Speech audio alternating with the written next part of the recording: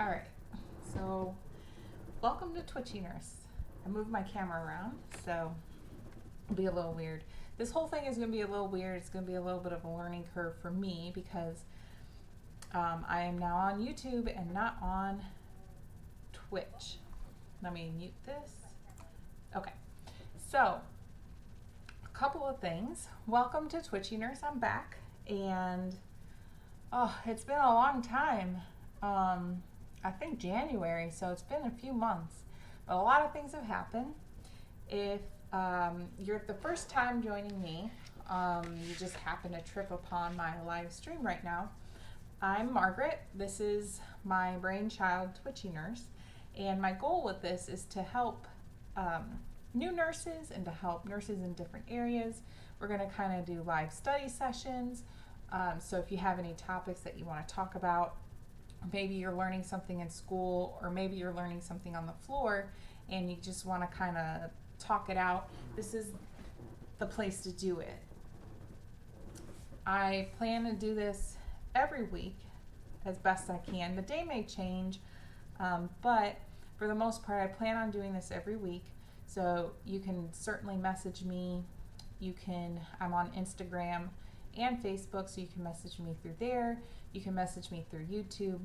You can put it in the chat, however you want to do it. But I'll be here indefinitely, still working on a few things to really get our numbers up and whatnot. But anyway, so my last stream was on Twitch. It's a streaming service mainly for video games, and some people play music on there, a bunch of different things. But I started on there, that's why my name is Twitchy Nurse. But what happened was I was having a study session on wounds and wound care, and I got banned, or not banned, forget the term for it. Anyway, they shut down my stream in the middle of the stream because the picture I showed was too graphic for Twitch.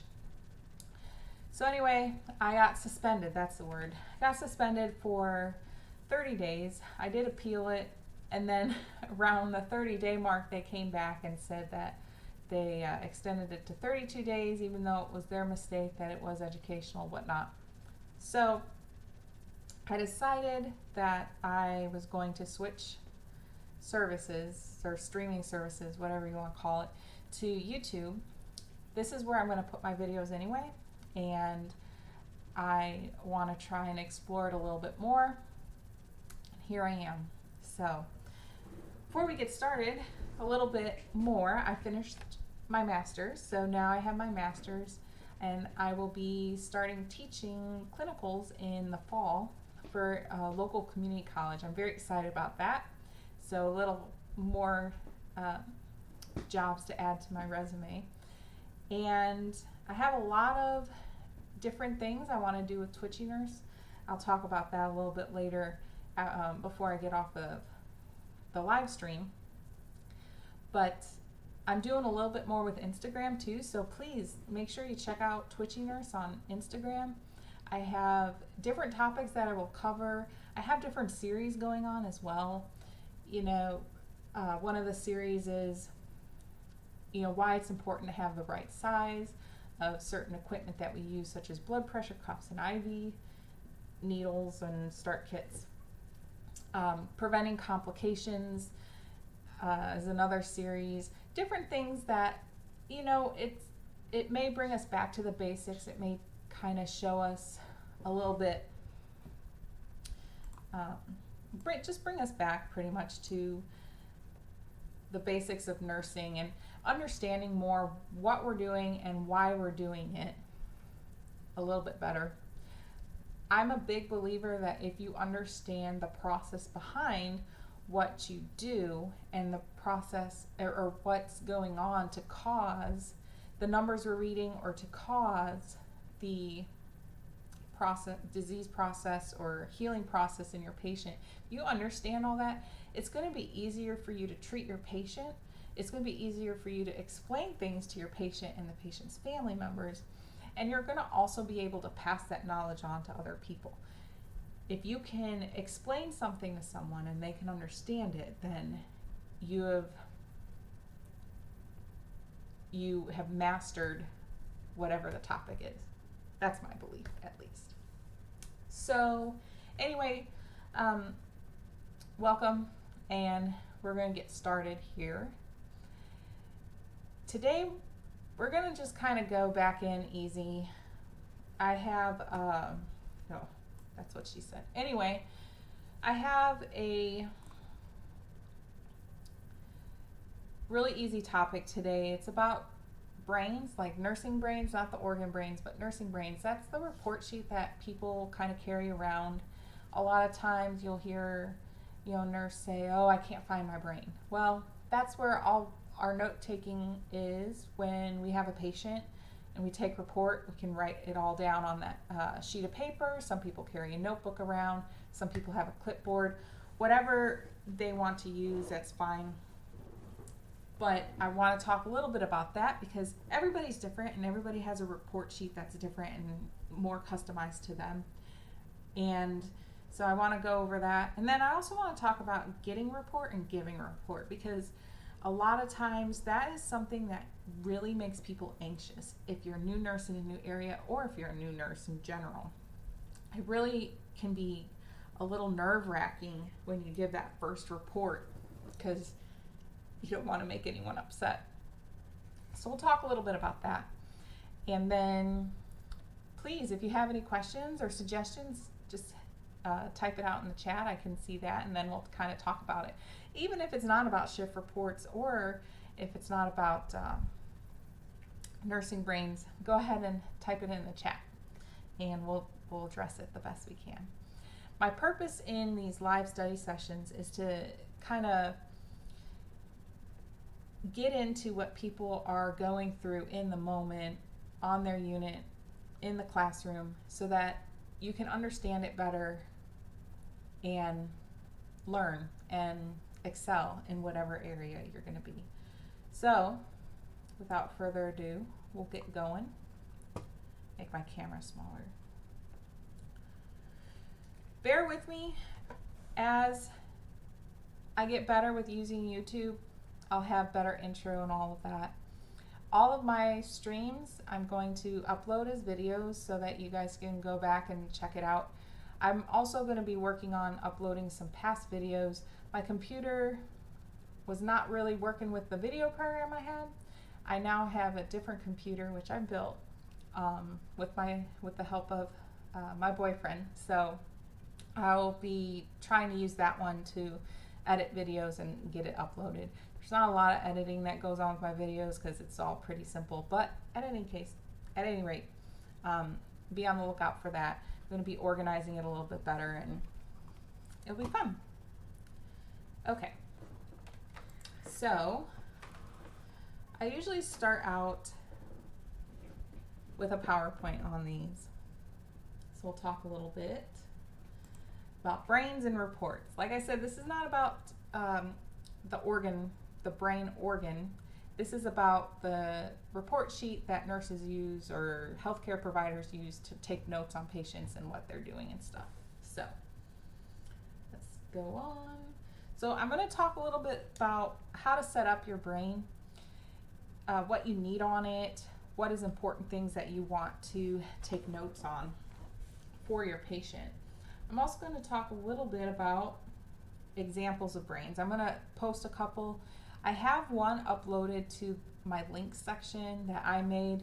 You can free to use it. I'll talk about it a little bit later on in the slides. But it's a very simple one, and you can use it across any area really. So we'll take a look at that. Then we'll talk about how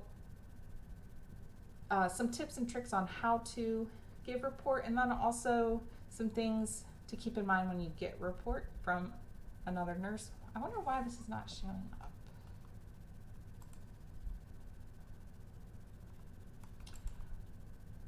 Give me a second.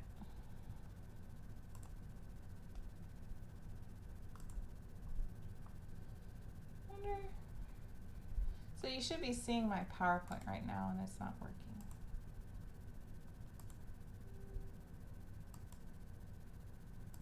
That's me. That's my PowerPoint.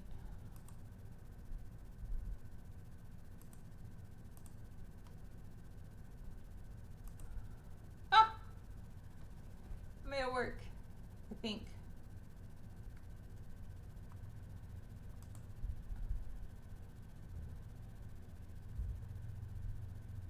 I'm waiting for the lag to come. All right, there we go. Okay.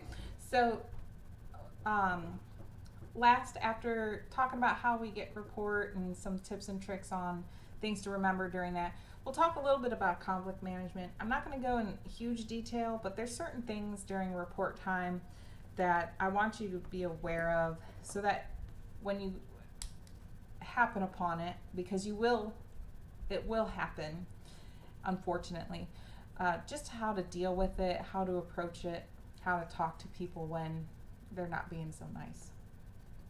I don't know why it's got to be that way in nursing, but we can change it. We can change it from here. All right. This is one of my favorite memes because it is so true when it comes to giving a report, especially for me. I have some ADHD, and sometimes my brain starts a sentence and then I start talking in the middle of that thought, so then I have to loop back around. So this quote definitely fits me. I'm sure it fits a lot of people out there, so just something to make you laugh. This is very meme heavy. This PowerPoint is very meme heavy, so have a good laugh and we'll carry on. All right, so what do you need on your brain sheet? It's really important to have your patient demographics. So that means like your patient's name, their age, their gender, what they like to go by, what do they identify by, those things that make your patient pretty much who they are. You want to put their code status. This is really important because sometimes you're not going to be able to log into the chart if something is happening with your patient right away. So if you have a brain on you and you just kind of pick up the piece of paper and you look at it and you say, okay, this guy, he is a full code, we can go ahead and code him. So that's really important to have noted on your paper somewhere. You want to have your allergies on there. It's a good reference to get if you're not able to get into the computer right away. Past medical history, I like to put this on here. Sometimes I forget to put it on my report sheet, but a lot of times you don't need to write your whole patient's history out. Some of our patients have such a long past medical history. You don't really need to know about a fracture that occurred 5 years ago. That doesn't really affect the care that we're giving our patient at the moment, unless they're hospitalized for that fracture, for a revision, or maybe hardware got hardware dislocated from where it's supposed to be. So remember, with your past medical history, you really want to just stay as pertinent as possible with what you're with what's going on with your patient now. So if they have diabetes or they have obstructive sleep apnea, that's stuff that's appropriate to put on there. But again, if something happened 5 years ago and it doesn't pertain to what's going on at the moment, don't worry about writing it down. We'll get to giving a report. We'll talk a little bit about that too, because you're going to have some nurses that are really particular. And they're going to want to know what happened to the patient 5 years ago. It's just how they are. That's just how those nurses want to work, and that's fine. But we'll talk about addressing that when we talk about giving a report. This is very important. Admission history. You want to make sure that you talk about why your patient is there. What happened during the hospitalization so far. So they came in through the ER because they had abdominal pain 2 days ago, and then yesterday they had surgery and they removed the patient's gallbladder or appendix, whatever. And then today we're just monitoring him to make sure that the exploded gallbladder is not causing any more infection. So that's what it is meant by admission history. What happened from the time the patient entered the hospital to the moment that you're giving a report. Then we have our review of systems, and for me, because I try to stay as organized as possible, I just do a head to toe written down on my paper, and I'll show you what it looks like on some of the example brains. IVs. You want to make sure that you have your IVs on there, whatever drips you have going on. GTT is abbreviation for drips. Sometimes you're just going to have antibiotics running, and that's fine. Sometimes you may have just some fluids. Sometimes you may have medications. So it's really important to know what you have running and the rate that it's running at. And then labs, that's really important to have for some areas. Some areas is not as important, but if your patient is in the hospital because they are fainting because they have a low blood count, then you may want to jot down what your hemoglobin is. So labs are important to have on there. Sometimes if you don't use a brain, this is what it will look like. And some days I'll walk in and my brain is already, like my physical brain is already just confused and discombobulated, so I need to write it down so that it's all in one place and it's not all over the place like this picture. A lot of times giving a report on a patient, especially one that is been in the hospital or has been in the hospital for days, weeks, it can be, giving a report really feels like trying to do an investigation board. For all my crime junkies out there. For my non-crime junkies, this is an investigation board. I don't know what this is from though. What show? Okay, so some example brain sheets. So if we look here, we remember what we talked about. Here we have our patient demographics, right? So we have the patient, the age, the sex, the day they were admitted, length of stay, code status, allergies, comorbid conditions. That can be your past medical history, your diagnosis. That's what they came in for. Okay. And then if you go down, you have your history in the hospital. You can see neuro. Your body systems are on this side. Things that happened during your hospitalization. This one is a little complicated, and when I put the recorded video out, I'll put the link to this report sheet if you do like it. For me, there's a lot of words on there for me, so I may not particularly like this one.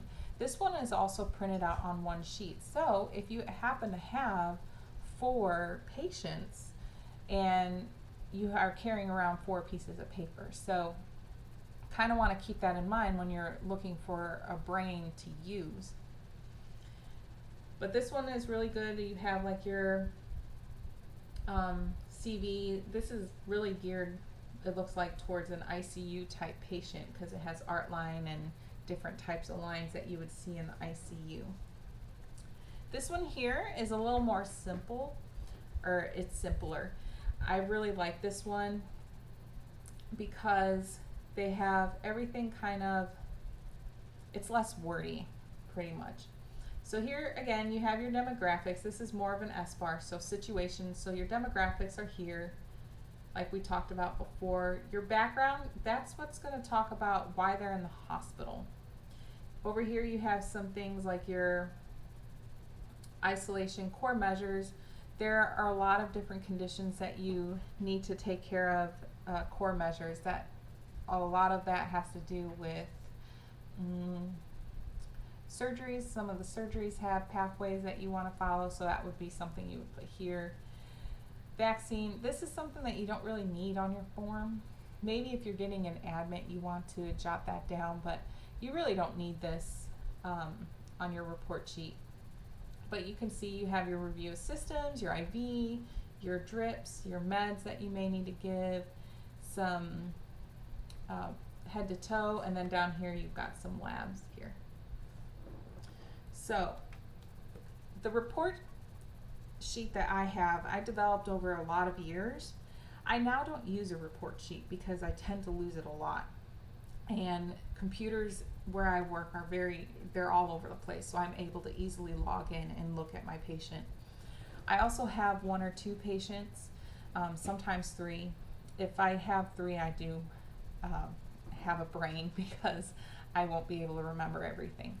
But I really think that it's important as a new nurse in an area or a new grad that you do utilize a brain. It's going to be easier for you to put things together, put the big picture together, and then it's also going to be easier for you when you have to give report. If you have things written down, it's going to be a lot easier for you to deal with report and whatnot.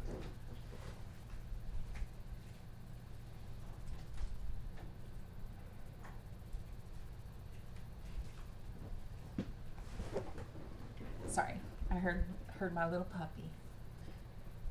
It's not a puppy, but should have turned my camera off. Anyway, right back to it. All right, so this is the report sheet I have. Very little words, a lot of space to write.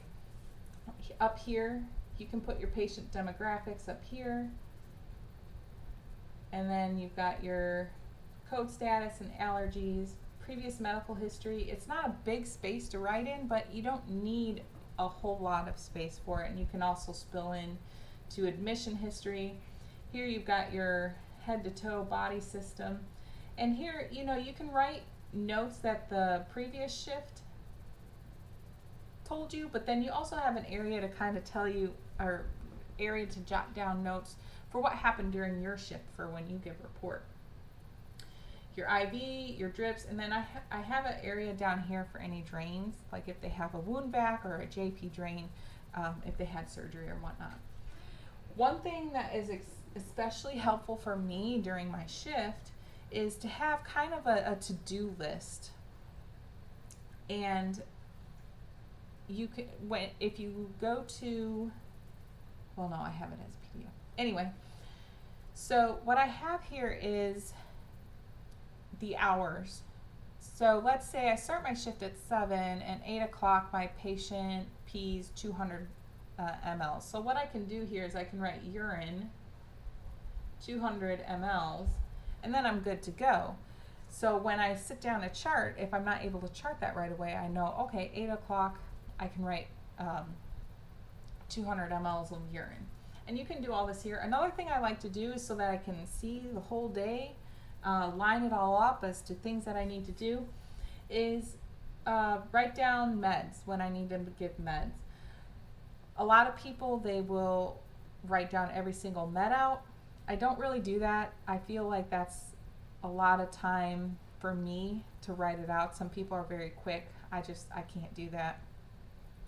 So I just write, let's say I give 9 o'clock meds, noon o'clock, or 12 o'clock meds, and 4 o'clock meds. So I just write meds here. And that way I know I have some sort of med due during those times for my patient. And then, you know, I can say ambulated 500 feet. So this is really cool for me. It really helped me. I developed it after collecting a lot of people's brains and then just kind of putting it together. Okay. One thing too, you gotta remember, you want to really consolidate. So one thing that I really liked about my report sheet is when I worked the floor, I was able to actually carry one sheet if I had 4 patients, because the way I had this set up was one sheet had 2 patients on it. And then if you print double side, then you can do 4 patients on a sheet.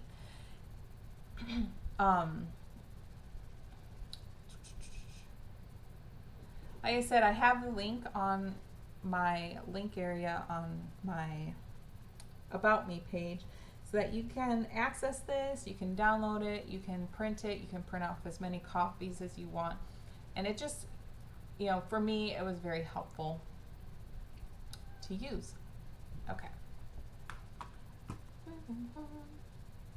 I remember when I first started nursing, my preceptor, she would print out pretty much all of the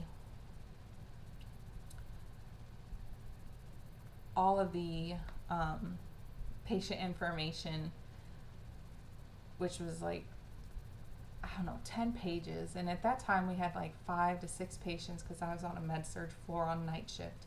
And so that was like a book. So she was carrying around almost like a book in her back pocket the whole shift.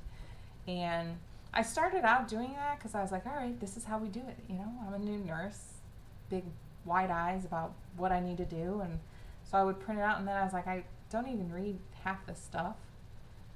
Let me just print out the first page. And then I started cutting it down to, you know, just taking notes.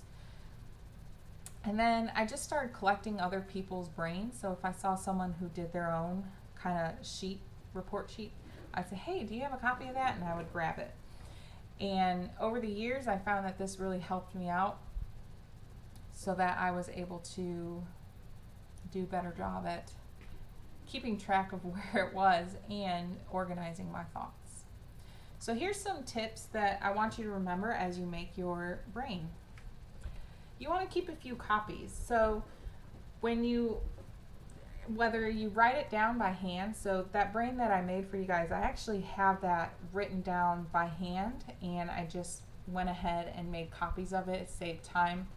But for the most part, I hand write that if I need it. But make a few copies. It's very easy to just grab one of your brains and just start your day. And then most of the time you have a copy machine on your unit. Some of the facilities you may be able to just kind of store it in your email, and then you just can print it off from a computer that way. So make sure you have a few copies. It just saves time, and you don't have to rewrite it, and you won't miss anything. Kind of have some continuity. Like I said before, collect other people's brain sheets or report sheets. See what they do, see what works for them, and then you can kind of, piece things together and make your own Frankenstein report sheet. Find what works for you. Some report sheets are going to be more geared towards an ER environment or a labor and delivery environment, and you're not going to necessarily need to know fetal monitoring. So if somebody has a report sheet that has fetal monitoring on it, you're not going to need it. So kind of piece together what works for you for your unit and for the amount of patients you have. Maybe you don't need to have half a sheet per patient. Maybe you just need to have a quarter of a sheet for your patient. So tailor it for yourself. There's no right or wrong way for a report sheet, pretty much. It's what's going to help keep your thoughts organized and the ability that you can use that to give a report to another nurse or doctor or whoever. Like I said, compact is better. You don't have to carry a book around. If you can make it to where you can have all of your patients on one sheet of paper, more power to you.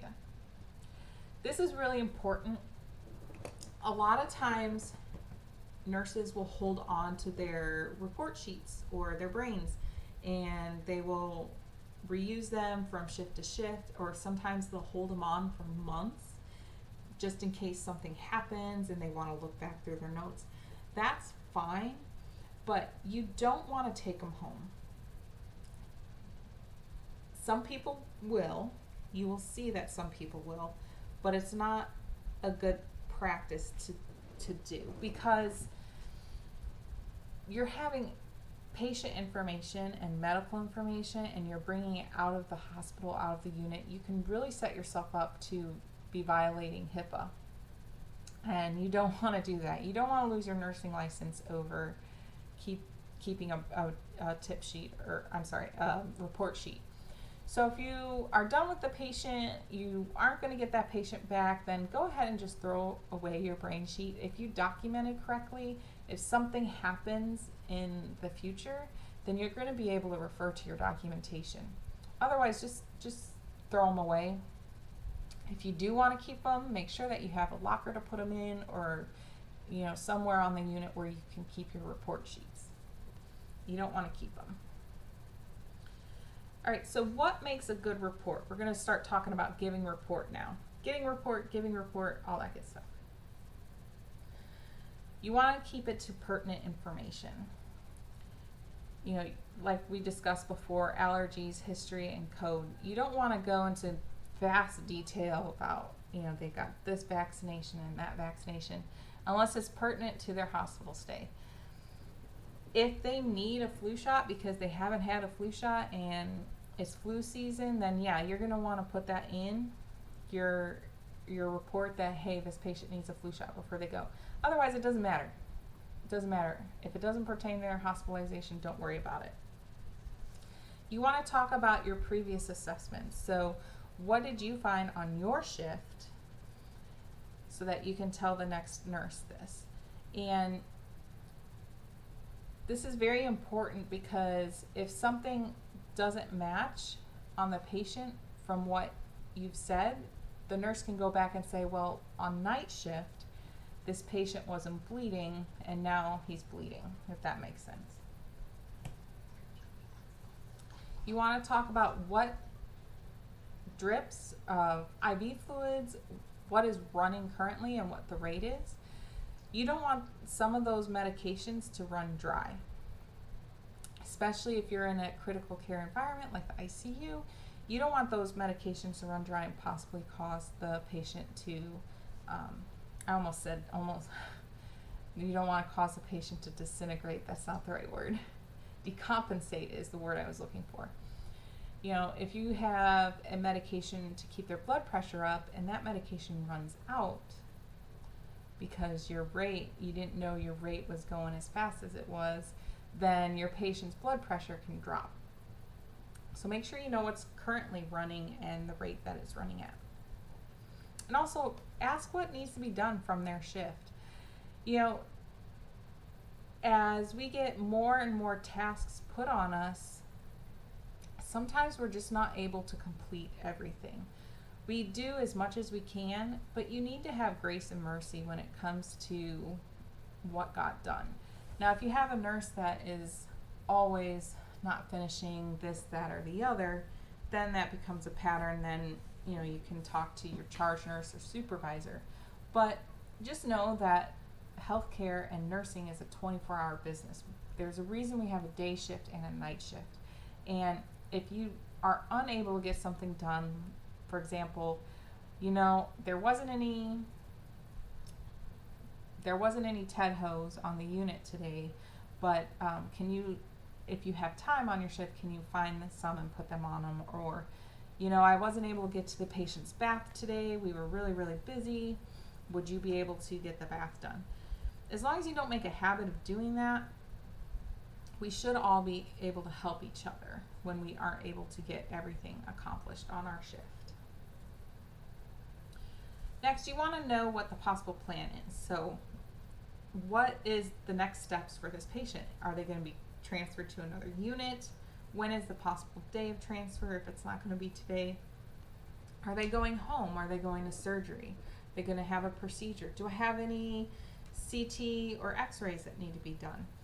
So you want to know what is going to be happening for that patient for your shift and then for the rest of the hospitalization.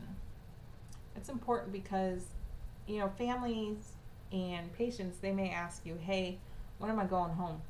Well, what the doctor said is going to be a few days. So it prepares you to be able to answer questions.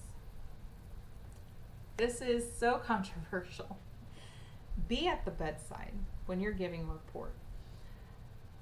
It is tedious and it is not fun to be giving a report in front of the patient and the family, but the more you do it, the easier it'll get.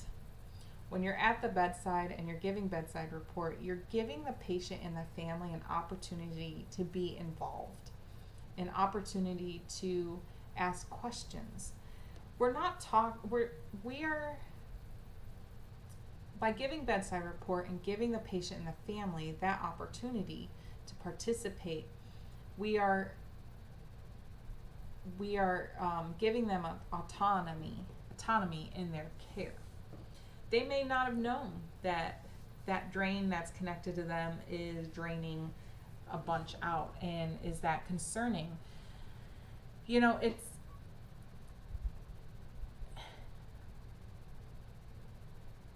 very frustrating when you're at the bedside and they're interrupting. Let me start over. It can be frustrating because you don't want to give report in front of the patients. There's a lot of things, maybe there's stuff that happened during the shift that you don't necessarily want to talk about in front of the patient. There's maybe you have a family member that just constantly interrupts and talks and talks. Maybe there's something psychosocial going on. Maybe there's family issues. You don't have to say everything at the bedside, but you want to be able to give a report at the bedside so that the oncoming nurse can see what's going on. The other thing that's really important to do at the bedside is a little bit of like a focused assessment, and I think I talk about that a little bit later. But if your patient is being admitted for a certain thing, then you need to do a focus assessment with that other nurse to make sure that things align. For example, if your patient has come in and they had a stroke and you have to do a neuro exam or a stroke exam, there is a lot of subjective data that you need to align with the previous shift. One of my strongest examples is when you check your patient's pupils. Well, my 3s may be somebody else's 2s. So if the offgoing nurse says, well, his pupils are 2 and reactive, and then I come on and I say, they're not 2, they're 3, and I chart 3, that means that there is a neuro change going on. It may be a normal change for that patient, but there's a neuro change. So you want to be able to do certain assessments with the offgoing nurse. If your patient had surgery, you want to look at the surgical incision with the offgoing nurse. Hey, did it look like this for your shift? If there's redness, was there redness there for your shift? Was it draining? Did this drainage look like that? So it's really important to do just a quick focused one. You don't have to please don't do a bedside full head to toe assessment. And I think my meme reflects that. No. The other thing when you're doing bedside report, which has to do with this meme, you're able to check your IV dressings, your IVs, make sure that they're working. And then also if you need to quickly get a bag of fluids or medication to hang for your patient. There's a lot of time that goes by that during shift report that your patient might not be checked on or might not have what they need. So you want to make sure that you just do a once over. It doesn't have to be long. It doesn't have to be half an hour, but at least you're there and you kind of know what's going on. Then when you step out of the room, shut the door, you can talk a little bit about those sensitive information that you didn't want to say in front of the family or didn't want to say in front of the patient. So be at the bedside. A lot of facilities are going towards that, and there's a lot of fight from nurses, and I understand both sides, but it's really important that you are there. All right. So getting a report, you want to be present and listen. Try not to interrupt. There's nothing more annoying than trying to give a report and include all the really important information and being interrupted. So try not to interrupt. Save questions for later. Make a note of your question. And if you are a new nurse or a nurse in a newer area, having a report sheet helps you stay focused and present and listen to different things that the offgoing nurse is telling you. So write down on your report sheet and then ask yourself before you ask a question, is this something that is going to affect my care today? So I say this because when you're giving reports, sometimes you're going to have a nurse ask a question like, for example, vaccinations. Did they get their flu shot? So what really should happen is you should ask yourself, is this flu shot going to affect how I give my patient the care today? If the question or the answer is no, then don't worry about asking it. If you want to know something about your patient, ask yourself if this is something that will affect my care for the patient today. The other thing you want to ask yourself is this something that I can find in the chart? A lot of the times, and I ask this question too, you know, what, what are the parameters for this medication? You know, blood pressure medication.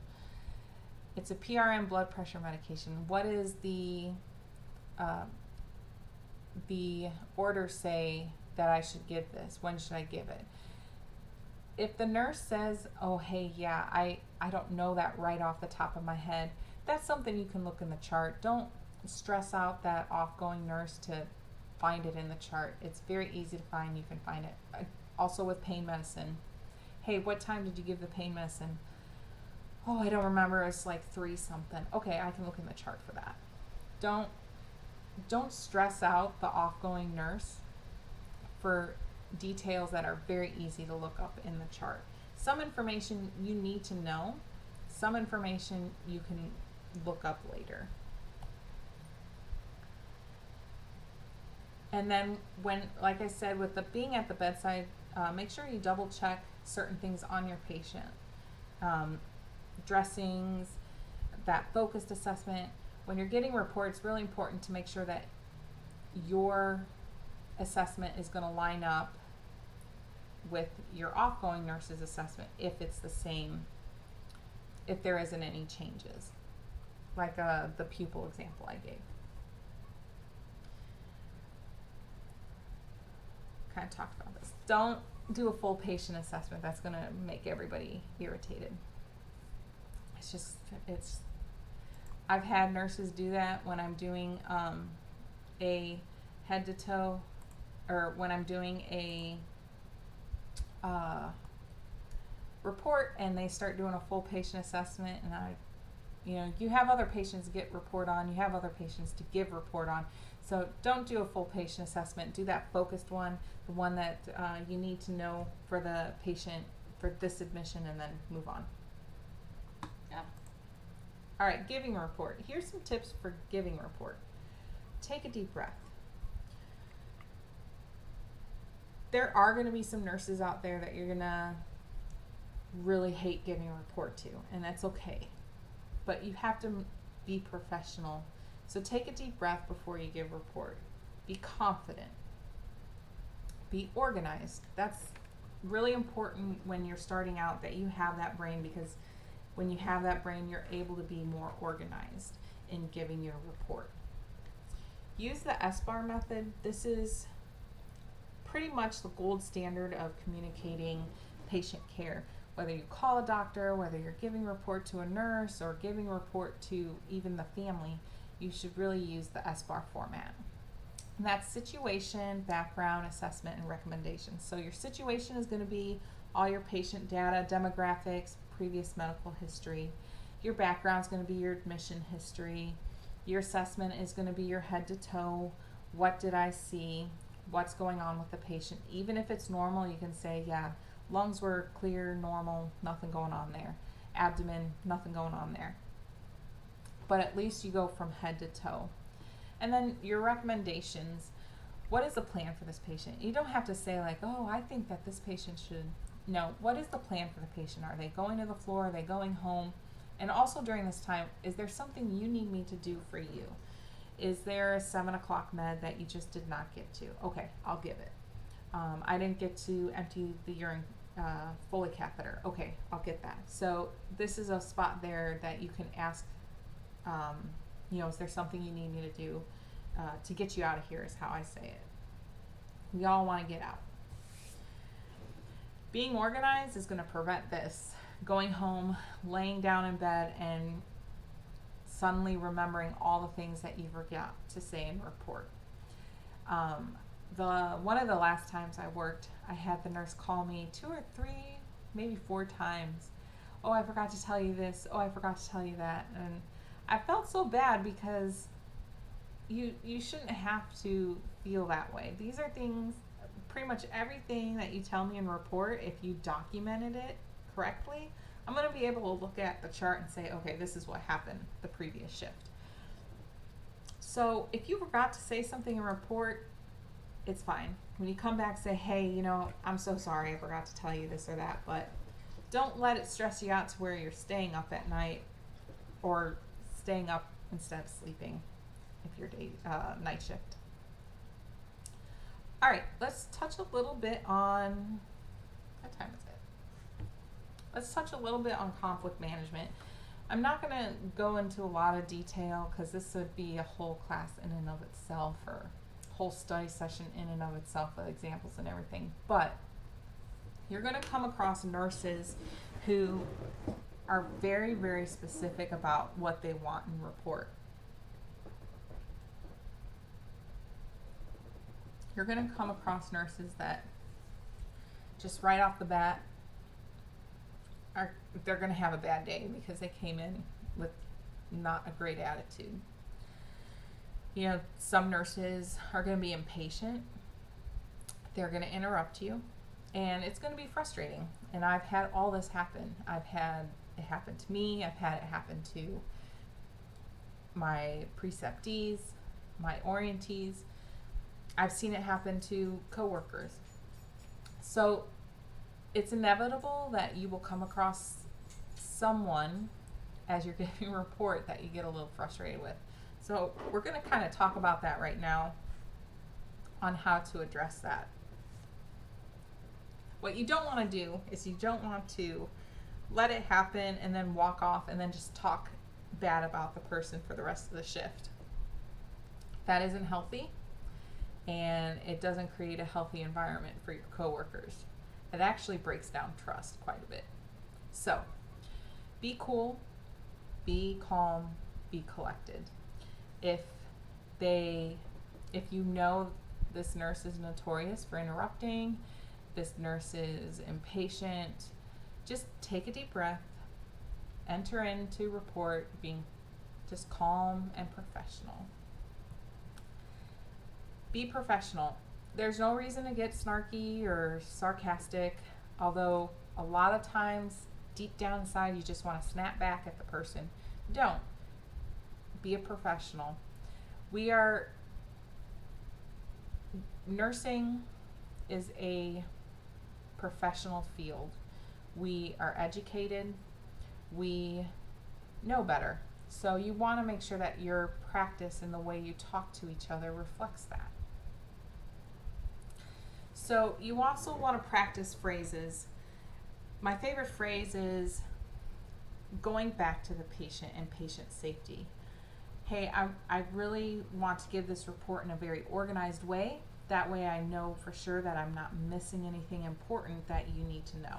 If you go back to patient care, that I need to make sure that I give you all the information so that you're set up to take care of our patient safely, then you're taking emotions out of it.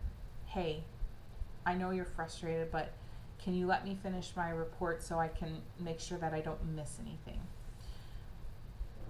So this you can use pretty much for any type of situation. If they're interrupting you, hey, can you just let me, I have a problem with using just. Try and eliminate that.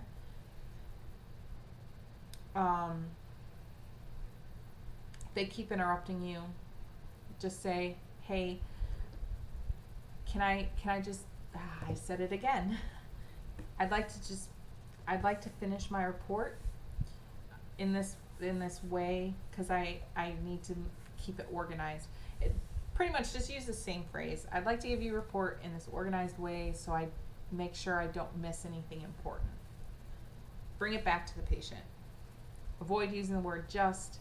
Avoid using you phrases that can be very triggering and make the person go on the defense. I have such a bad habit of saying, I just want to. Let me just do this. That's something I'm trying to actively work on. As you can see, I'm failing pretty bad at it, but I'm going to keep trying. If the situation, the behavior keeps reoccurring, don't be afraid to seek help out from your charge nurse, from your mentor, from your supervisor, whoever you feel most comfortable doing it. don't go around and talk about it on the unit. Say, hey, I've addressed this. I believe I did it professionally. I think I need to have some help mediating this so that I have a better working relationship with this person. It's all about having healthy working relationships. We don't have to like each other. We don't have to hang out with each other at the end of shift, but we have to have a healthy working relationship. I have to be able to trust that you are going to take care of the patient and trust that you're going to help me be a better nurse and a better person. Healthy working relationships. Okay. Sometimes I want to say this, hey, stop asking questions. Let me tell you the report. I'll be answering your questions during the report if you just stop asking questions and interrupting. But don't do that. That's not professional. There was one time I was in the PACU and I had an ICU nurse. This was not the right way to handle it, by the way. And I don't know, she was probably having a bad day, but I was trying to give her a report and I started with the patient information and she just went off and started asking questions. Well, what's their IVs? What surgery did they have? So I just stopped giving a report and waited for her to stop asking questions, and then she said, well, is that it? And I said, well, do you have any other questions? Well, no. And then I brought the patient over to ICU. I showed her the important things that she needed to know, but that was definitely not the right way to handle it. I should have just said, hey, just relax. I'll get to all your information. I really would like to give this report in an organized way so that you know all the patient information. I did not practice my phrase. At any rate, that's all I have to say. I did want to talk a little bit about some of my visions for Twitchy Nurse. This study session was a little rough, and I apologize for that.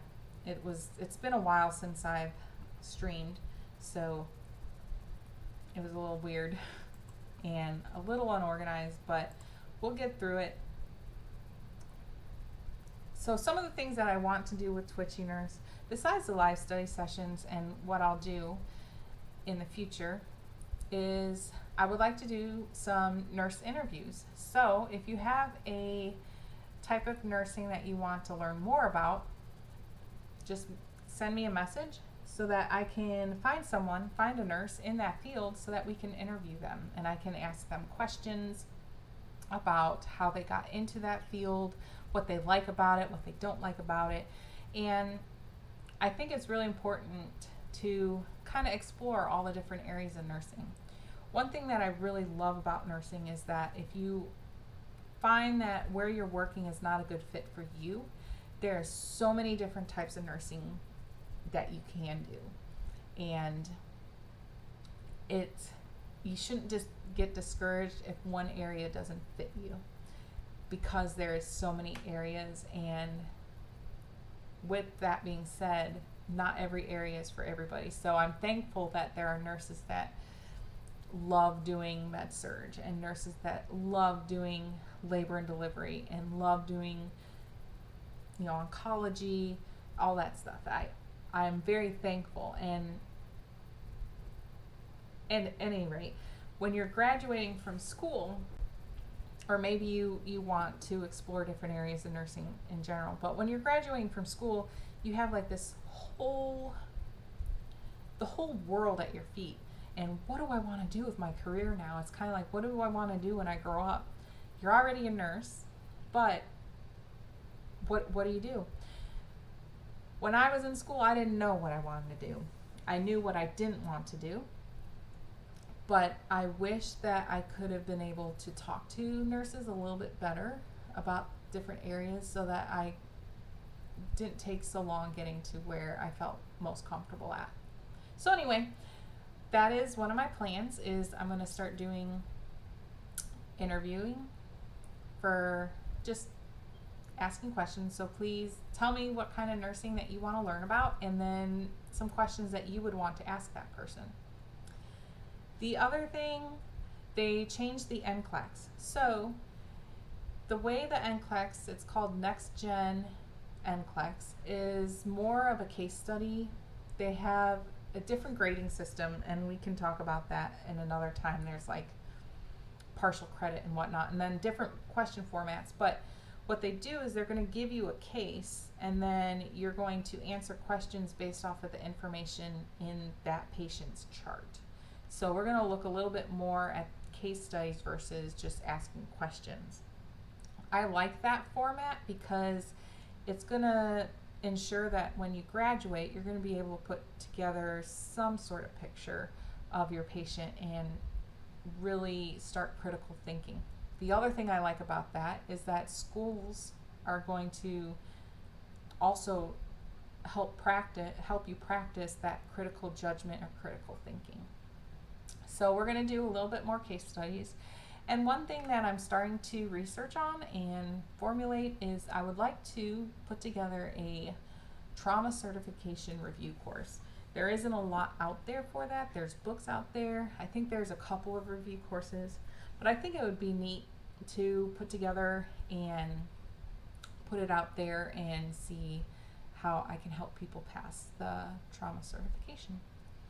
So that's all I have for now. It'll be more organized in the future. I'm going to try and do this weekly. We'll kind of see what day of the week works best. If there's a day of the week that works best for you, I will try and work around that. And yeah, make sure you subscribe. Make sure you check out Instagram and Facebook and all that good stuff. All right, bye-bye.